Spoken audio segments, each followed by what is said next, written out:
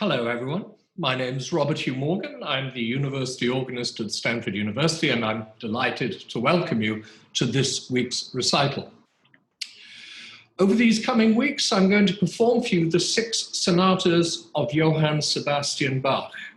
These sonatas, sometimes referred to as trio sonatas, are some of his trickiest organ works, in spite of their only being written for 3 voices, one in the right hand, one in the left, one in the pedals. We know that these were designed as teaching works for his eldest son, Wilhelm Friedemann Bach. Here's a quotation from Bach's first biographer, Johann Nicolaus Forkel. I quote, "Bach composed them for his eldest son, Wilhelm Friedemann, who, by practicing them, prepared himself to be the great organist he later became. It is impossible to say enough about their beauty. They were written when the composer was in his full maturity and can be considered his principal work of this kind," unquote. These sonatas were completed by Bach in the late 1720s. By this time, he was now working in Leipzig as Kapellmeister, or the director of music, of the Church of St. Thomas. Luckily enough, the sources of these sonatas are all autograph sources, all written in Bach's hand. The interesting thing is that many of these movements were recycled from other works. Only the 6th sonata was written specifically for this set as an organ work. The 3rd sonata, which I'm playing for you today, falls into 3 movements in common with the other sonatas.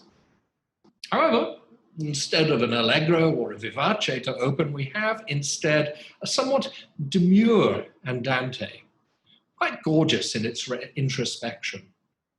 What really makes this piece so lovely for me is the fact that on a few occasions, Bach introduces a gentle triplet accompaniment against the melody. These triplets only ever occur as an accompanimental figure, and that's what I think makes them special. The 2nd movement is stunningly beautiful. We know that Bach liked it very much, and that he would go on to reuse it as the middle movement of a concerto for flute, violin, and harpsichord. Interestingly enough, Mozart also loved it and arranged it for string trio.